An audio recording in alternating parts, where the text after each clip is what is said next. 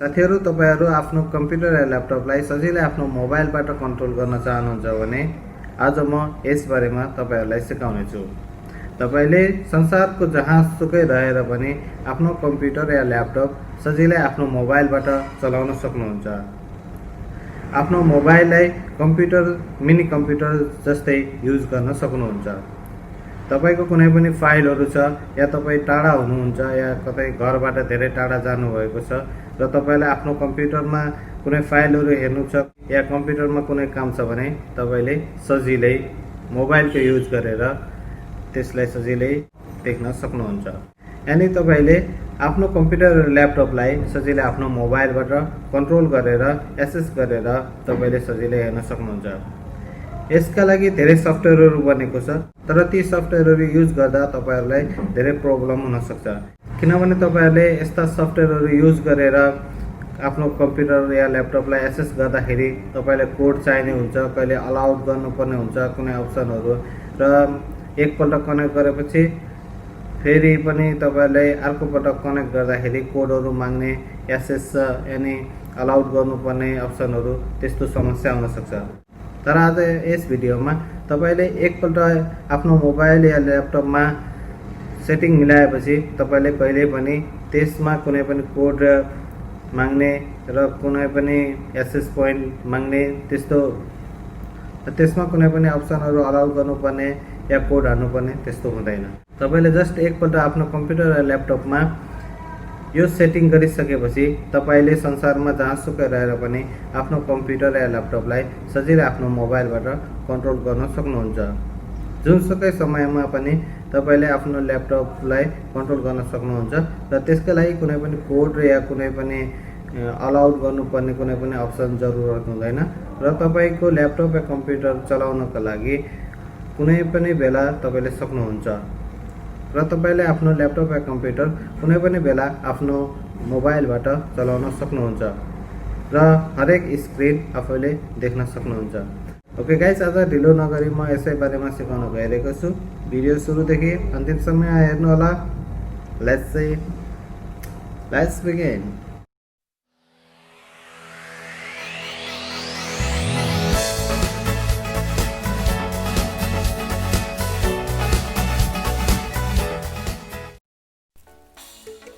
Okay साथीहरु, अहिले चाहिँ म कम्प्युटरको स्क्रिनमा आइसकेको छु। आज म तपाईहरुलाई सिकाउने छु कि कसरी आफ्नो मोबाइलबाट कम्प्युटर हामीले कन्ट्रोल गर्न सक्छ भनेर। Okay let's see. हामी पहिला चाहिँ क्रोम ब्राउजर या फायरफक्स कुनै पनि ब्राउजर ओपन गरेर क्रोम रिमोट डेस्कटप यो सर्च गर्नुपर्ने हुन्छ। गुगलमा गएर क्रोम रिमोट डेस्कटप र तपाईले फर्स्टमा देख्न सक्नुहुन्छ यसको वेबसाइट र त्यहाँ गएर तपाईले क्लिक गर्नुपर्ने हुन्छ। यहाँ क्लिक गरिसकेपछि यसरी एउटा पेज ओपन हुन्छ जुन क्रोमको एउटा डेस्कटपको रिमोट कन्ट्रोल हो। यहाँ तपाईले देख्न सक्नुहुन्छ रिमोट एक्सेस, त्यहाँ गएर क्लिक गर्नुपर्ने हुन्छ। त्यसमा क्लिक गरिसकेपछि यहाँ चाहिँ हामीले आफ्नो जिमेल एड्रेस टाइप गर्नुपर्ने हुन्छ। यो जिमेल एड्रेस चाहिँ तपाईले भुल्नु हुँदैन, किनभने तपाईले सेम यो जिमेल एड्रेस चाहिँ आफ्नो मोबाइलमा टाइप गरेर लगइन गर्नुपर्ने हुन्छ। ओके, यहाँ तपाईले देख्न सक्नुहुन्छ जुन जिमेल एड्रेस म हाल्दैछु। ओके, यो जिमेल एड्रेस आफूले सम्झनु पर्ने हुन्छ। त्यसपछि नेक्स्ट गरौँ र यहाँ आफ्नो पासवर्ड टाइप गरौँ। मैले चाहिँ यहाँ आफ्नो पासवर्ड टाइप गरिसकेको छु। ओके, त्यसपछि नेक्स्टमा क्लिक गरेर हामीले चाहिँ लगइन गर्नुपर्ने हुन्छ। मैले स्टेप बाई स्टेप तपाईलाई सिकाउँछु र त्यसले गर्दा तपाईलाई कुनै समस्या पर्दैन। र यहाँ तपाईले डाउनलोडको बटन देख्न सक्नुहुन्छ, त्यहाँ गएर हामीले डाउनलोड गर्नुपर्ने हुन्छ चाहिँ रिमोट डेस्कटप सेटअप गर्नको लागि। र यहाँ एड टु क्रोममा क्लिक गरेर एकछिन चेकिङ यस्तो प्रोसेस हुन्छ र एड गर्नुपर्ने हुन्छ। यसरी हामीले एडमा क्लिक गरिसकेपछि यहाँ हामीले एउटा मेसेज सो गर्छ जुन ब्राउजरमा क्रोम रिमोट डेस्कटपको एप्स चाहिँ इन्स्टल भएको छ भन्ने एउटा मेसेज आउँछ र यसलाई यो चाहिँ रेडी भइसकेको छ र त्यसपछि हामीले एक्सेप्ट गरेर इन्स्टल गर्नुपर्ने हुन्छ र यस बटनमा क्लिक गर्नुपर्ने हुन्छ। ओके, हामीले चाहिँ यति गरिसकेपछि हाम्रो लगभग 90% सेटअप भइसकेको छ र यहाँ गएर हामीले यसरी सेटअप गरिसकेपछि यो रेडी हुन थोरै टाइम लिन्छ र यसरी इन्स्टल हुन सुरु गर्छ हाम्रो कम्प्युटरमा यो सफ्टवेयर।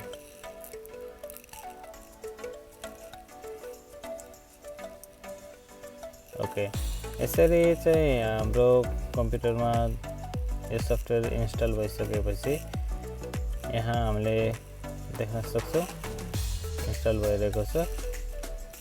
थोरै टाइम लिन्छ, हामीले तर वेट गर्नुपर्ने हुन्छ। यहाँ चाहिँ मैले स्टेप बाई स्टेप कसरी प्रोसेस गर्न सकिन्छ त्यो मैले स्टेप बाई स्टेप तपाईँहरूलाई क्लियर रूपमा भनेको छु। किनभने मैले फरवर्ड गरेँ भने तपाईँहरूलाई कन्फ्युज हुनसक्छ र सेटअप गर्नको लागि गाह्रो हुन्छ र त्यो भिडियो तपाईँको लागि युजफुल नहुन सक्छ। ओके, रेडी भइसकेको छ र यहाँ हामीले एउटा नाम दिन सक्छौँ। यहाँ कस्टम नाम दिनुपर्ने हुन्छ, जे दिँदा पनि हुन्छ। म आफ्नो ल्यापटपमा सेटअप गर्दैछु, ल्यापटपलाई कन्ट्रोल गर्दैछु म मेरो मोबाइलबाट, त्यसैले म चाहिँ माई ल्यापटप भनेर नाम दिएँ र यहाँ गएर हामीले एउटा पिनकोड हाल्नुपर्ने हुन्छ 6 डिजिटको। यो 6 डिजिटको नम्बर हानिसकेपछि हामीले चाहिँ यो पासवर्ड यो पिनकोड चाहिँ भुल्नु हुँदैन र यही बात यो पिनकोड हामीले मोबाइलमा पनि हाल्नुपर्ने हुन्छ र मैले आफ्नो 6वटा नम्बरको एउटा पासवर्ड आफैले टाइप गरेँ र त्यसपछि हामीले नेक्स्ट गऱ्यौँ। ओके, त्यसपछि यसरी प्रोसेस हुन्छ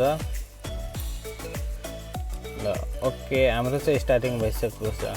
अब चाहिँ हामीले केही पनि गर्नुपर्ने हुँदैन। यहाँ हाम्रो जुन ल्यापटपमा सेटअप गर्नुपर्ने थियो जुन हामीले गरिसक्यौँ र माई ल्यापटप अनलाइन देखाइसकेको छ।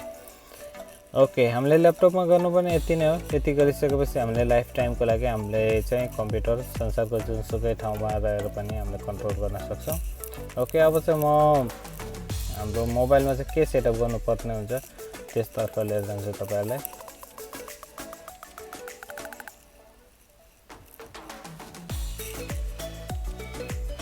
र हाम्रो चाहिँ यहाँ म यसलाई क्लोज गरेर डेस्कटप सबै क्लोज गर्छु। अब चाहिँ हामीले चाहिँ कुनै बेला पनि हामीले ओपन गर्नुपर्ने हुँदैन, कुनै पनि पिन खोज्दैन, हामीले चाहिँ सिधै अब मोबाइलबाट कन्ट्रोल गर्न सक्छौँ।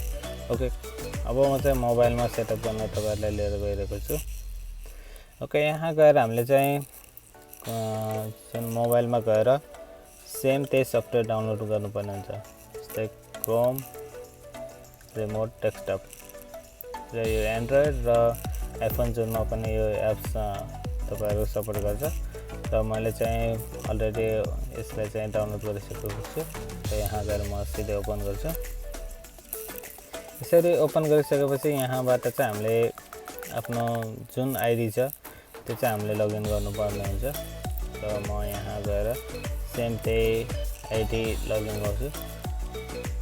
ओके, लगइन भइसकेपछि हाम्रो यहाँ थोरै एकछिन प्रोसेस लिन्छ। यहाँ चाहिँ कनेक्ट हुँदैछ र मैले भनेको थिएँ तपाईँहरूलाई त्यो 6 डिजिटको नम्बर त्यो चाहिँ हामीलाई याद हुनुपर्छ र यहाँ हामीले हान्नुपर्ने हुन्छ। जस्तै म 6 डिजिटको मेरो नम्बर चाहिँ म यहाँ टाइप गरेँ। ओके, अब तपाईँहरूले देख्न सक्नुहुन्छ यहाँ हाम्रो मोबाइलको डिस्प्लेमा कम्प्युटरको स्क्रिन आइसकेको छ र यहाँ म तपाईँलाई देखाउँछु एकपट्टि मोबाइल र एकपट्टि कम्प्युटर राखेर। यसरी जस्तै मैले मोबाइलमा चलाइरहेको छु सेम टु सेम कम्प्युटरमा पनि आइरहेको छ र मैले मोबाइलमा क्लिक गर्दाखेरि कम्प्युटरमा पनि सेम टु सेम त्यही डिस्प्ले भइरहेको छ। तपाईँले यहाँ देख्न सक्नुहुन्छ जस्तै मैले युट्युब भिडियो प्ले गरेँ र कम्प्युटरमा पनि त्यही भिडियो प्ले भएको छ। यसरी हामीले चाहिँ अब चाहिँ कम्प्युटरलाई हाम्रो मोबाइलबाट संसारको जहाँ रहेर पनि हामीले त्यो रिमोट डेस्कटप जुन क्रोम रिमोट डेस्कटप त्यो सफ्टवेयर ओपन गरेर जस्ट हामीले लगइन गर्नुपर्ने हुन्छ हाम्रो आइडी। त्यसपछि हामीलाई कुनै पिन कोडको जरुरत नै पर्दैन र हामीले सजिलै यहाँबाट चाहिँ भिडियो हेर्न सक्छौँ आफ्नो कम्प्युटरको हरेक फाइल हेर्न सक्छौँ र कसले चलाएको छ त्यो पनि जानकारी पाउन सक्छौँ र आफ्नो जरुरत चाहिँ हामीले जुन कम्प्युटरमा जे गर्नुपर्ने छ त्यो मोबाइलमा बसेर नै सजिलै हामीले यसरी कन्ट्रोल गर्न सक्छौँ। Okay guys, thank you for watching my video. यस्तै टेक्निकल भिडियो म फेरि लिएर आउनेछु। अहिलेको लागि बाई बाई।